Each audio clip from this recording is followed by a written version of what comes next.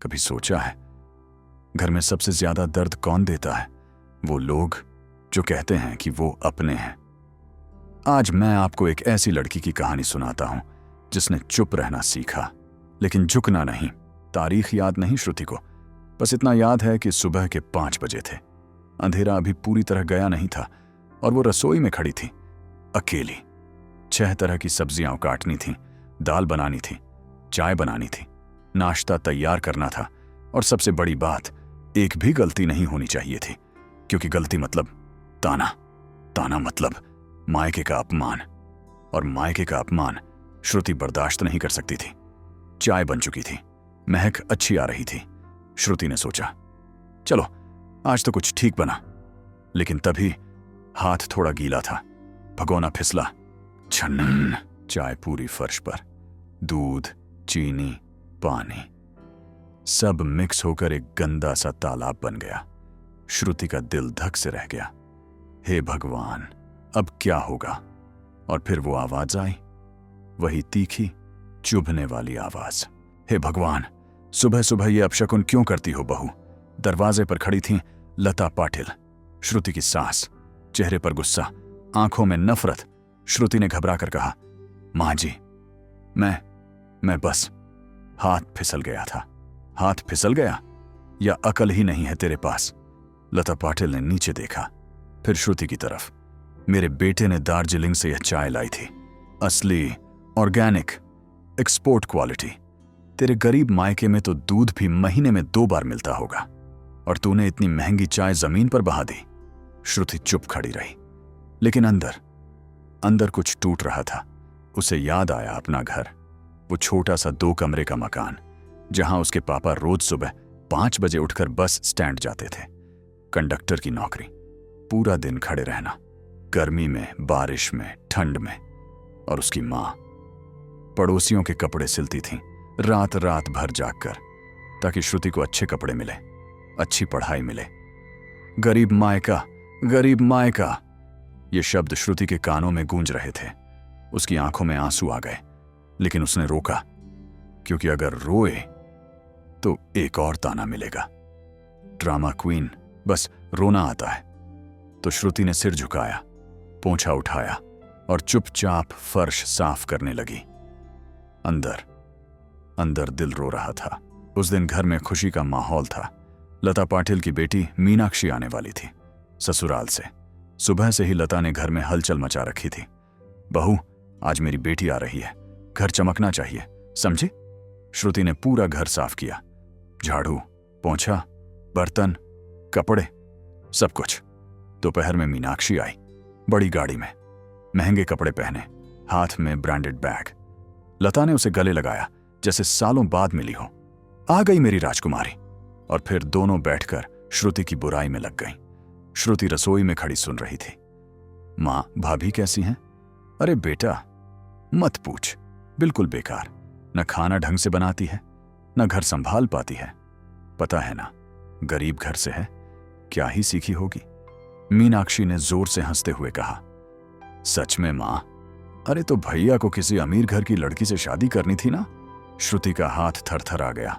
वो प्याज काट रही थी, चाकू से उसकी उंगली कट गई, खून निकला, लेकिन उसे दर्द नहीं हुआ, क्योंकि जो दर्द दिल में था वो इससे कहीं ज्यादा था। उसे याद आई अपनी शादी, कैसे उसके पापा ने कर्ज लेकर दहेज जुटाया था, कैसे उसकी मां ने अपने गहने बेच दिए थे, सिर्फ इसलिए कि उनकी बेटी की शादी अच्छे घर में हो। और आज मैं यहां खड़ी हूं, अच्छे घर में, लेकिन रोज मरती हूं। अगली सुबह श्रुति ने नाश्ता बनाया, मटर का पोहा, हल्का, स्वादिष्ट, घर जैसा। उसने प्यार से प्लेट में सजाया, धनिया के पत्ते ऊपर से डाले और ले गई। मीनाक्षी ने प्लेट देखी और मुंह बना लिया। भाभी, ये क्या है? श्रुति ने मुस्कुराकर कहा, पोहा बनाया है, बहुत अच्छा बना है। पोहा? मीनाक्षी ने हंसते हुए कहा, भाभी, हमको हॉस्टल के बच्चे समझ रखा है क्या? हमारे घर में तो नाश्ते में पराठे, पनीर, जूस, सब कुछ मिलता है। लता पाटिल ने तुरंत आग में घी डाल दिया। सही कह रही है बेटा, तेरी भाभी को क्या पता स्टैंडर्ड क्या होता है, जैसा मायका। वैसा खाना, इसके घर में तो शायद रोटी नमक ही खाते होंगे। और दोनों माँ बेटी हंस पड़ी। श्रुति वहीं खड़ी थी, हाथ में खाली प्लेट, आंखों में आंसू, लेकिन उसने रोया नहीं, बस मन ही मन सोचा। मेरी माँ रोज सुबह 4 बजे उठकर खाना बनाती थी ताकि पापा को टाइम से खाना मिल जाए। वो भले ही रोटी सब्जी ही बनाती थी, लेकिन प्यार से बनाती थी। और आज ये औरत मेरी माँ का मजाक उड़ा रही है। श्रुति ने प्लेट रसोई में रख दी और फिर लता को बोला, माँ जी, मैं बाहर से समोसा जलेबी ले आती हूं। हाँ जा, और जल्दी आना। श्रुति बाहर निकली। सड़क पर खड़ी होकर उसने एक गहरी सांस ली और फिर रो पड़ी। कुछ दिन बीत गए। एक शाम दरवाजे की घंटी बजी। श्रुति ने दरवाजा खोला। सामने खड़े थे उसके माँ बाप। श्रुति का दिल भर आया। माँ, पापा, आप? उसके पापा ने मुस्कुराकर कहा, बस बेटी, तुझे देखने आ गए, कैसी है? श्रुति की माँ के हाथ में छोटा सा मिठाई का डिब्बा था। उन्होंने अंदर आने की कोशिश की, लेकिन तभी लता पाटिल आ गईं। अरे रुको रुको, कहां अंदर आ रहे हो? सोफे पर मत बैठना, महंगा फर्नीचर है, यहीं दरवाजे के पास बैठ जाओ। श्रुति जैसे पत्थर बन गई। उसके माँ बाप ने एक दूसरे को देखा, फिर चुपचाप जमीन पर बैठ गए। श्रुति दौड़ कर गई।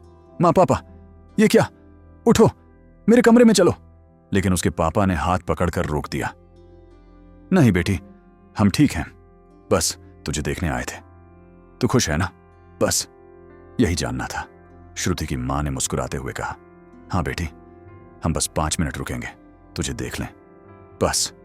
और श्रुति खड़ी रह गई, बोल नहीं पाई, रो नहीं पाई, कुछ नहीं कर पाई, क्योंकि उसका पति रणविजय भी कमरे से बाहर आया, लेकिन कुछ नहीं बोला, बस माँ जी की तरफ देखा और चुप रह गया। 5 मिनट बाद श्रुति के माँ बाप चले गए, लेकिन जाते जाते श्रुति के दिल में एक जहर छोड़ गए। रात को श्रुति कमरे में बैठी थी, रो नहीं रही थी, बस खाली नजरों से दीवार देख रही थी। रणविजय आया। क्या हुआ, चुप क्यों बैठी हो? श्रुति ने धीरे से कहा, कुछ नहीं। फिर से ड्रामा? तुम हर बात को दिल पर क्यों ले लेती हो? श्रुति ने उसकी तरफ देखा। मेरे माँ बाप जमीन पर बैठे थे, तुमने देखा? हाँ तो? रणविजय ने कंधे उचकाते हुए कहा, माँ ने कहा था ना, फर्नीचर गंदा हो जाएगा। और सच बोलूं तो तुम्हारे मम्मी पापा आते भी गंदे कपड़े पहनकर। थोड़ा तो स्टैंडर्ड मेंटेन करना चाहिए उन्हें भी। और वो बात, वो एक लाइन श्रुति के दिल में तीर की तरह चुभ गई। उसका पति, जिससे उसने प्यार किया, जिसके साथ साथ फेरे लिए, वही उसके माँ बाप का मजाक उड़ा रहा था। श्रुति ने कुछ नहीं कहा, बस उस रात कुछ बदल गया। वो श्रुति जो रोती थी, वो मर गई और जन्म लिया एक नई श्रुति ने। अगले दिन लता पाटिल ने बताया, अगले हफ्ते मेरे भाई भाभी आ रहे हैं, सब कुछ परफेक्ट होना चाहिए, समझी बहू? मेरे मायके वालों के सामने कोई गलती नहीं होनी चाहिए। श्रुति ने मुस्कुराकर कहा, जी माँ जी, बिल्कुल। लेकिन उसकी आंखों में एक अलग चमक थी। उस दिन सुबह लता पाटिल की महंगी चाइनीज प्लेट गिर गई। चटाक, प्लेट टूट गई। श्रुति तुरंत आई और बिल्कुल उसी लहजे में, उसी अंदाज में बोली, अरे माँ जी, ये क्या हो गया? इतनी महंगी प्लेट थी, आपके मायके वाले रोज भेजते होंगे ऐसी चीजें, थोड़ा संभाल कर रखा कीजिए ना। लता पाटिल ठिठक गई। ये वही शब्द थे जो वो रोज श्रुति को कहती थी, लेकिन आज उन्हें ही सुनने पड़े। हफ्ते भर बाद लता के भाई भाभी आए। घर सजा हुआ था, लाइट्स, फूल, सब कुछ। श्रुति ने चाय बनाई और साथ में रखे बहुत सस्ते दिखने वाले बिस्कुट। लता के भाई ने बिस्कुट देखे और पूछा, ये क्या है दीदी? श्रुति ने तुरंत मुस्कुराकर कहा, अरे मामा जी, ये बहुत महंगा है, इंपोर्टेड है, स्टेटस दिखाना जरूरी होता है ना। लता पाटिल की सांस अटक गई। उन्हें समझ आ गया, आज कुछ गड़बड़ होने वाली है। फिर खाना आया। श्रुति ने जानबूझकर बासी चावल से बनाई थी दाल चावल। पहला निवाला खाते ही लता की भाभी ने थू कर दिया। अरे दीदी, ये क्या खिलाया है? खाना तो बिल्कुल खराब है, ये कल रात का लग रहा है। लता के भाई ने गुस्से में कहा, दीदी, अगर इज्जत नहीं करनी थी तो बुलाया क्यों? किसी गरीब की तरह खिला दिया। और उस पल लता पाटिल को समझ आया। रोज वो श्रुति को यही कहती थी, गरीब गरीब गरीब। और आज उन्हीं को सुनना पड़ा। मेहमान गुस्से में चले गए। घर में सन्नाटा था। लता पाटिल श्रुति पर चिल्लाई, तूने जानबूझकर किया है ये सब? श्रुति ने शांति से लेकिन मजबूती से कहा, हाँ मां जी, जानबूझकर किया है, क्योंकि आज आपको महसूस कराना जरूरी था कि जब किसी के मायके को छोटा दिखाया जाता है तो कितना दर्द होता है। आज आपको बुरा लगा तो सोचिए मुझे कैसा लगता होगा जब आप रोज मेरे मम्मी पापा का मजाक उड़ाती हैं। जब मेरे माँ बाप को जमीन पर बिठाया गया उस दिन मेरा दिल टूट गया था माँ जी। आज मैं आपको नीचा दिखाने नहीं आई, बस ये बताने आई हूं कि इज्जत देने से इंसान बड़ा होता है, तानों से नहीं। लता पाटिल की आंखों में आंसू आ गए। बहू, मुझसे गलती हो गई, श्रुति ने कहा। अब फैसला आपका है माँ जी, इस घर में प्यार रहेगा या नफरत। और उस पल घर में कुछ बदल गया। दोस्तों, ये कहानी सिर्फ श्रुति की नहीं है। ये कहानी हर उस लड़की की है जो चुप रहती है, सहती है, लेकिन टूटती नहीं। और याद रखना, गरीबी पैसों में नहीं होती, गरीबी सोच में होती है।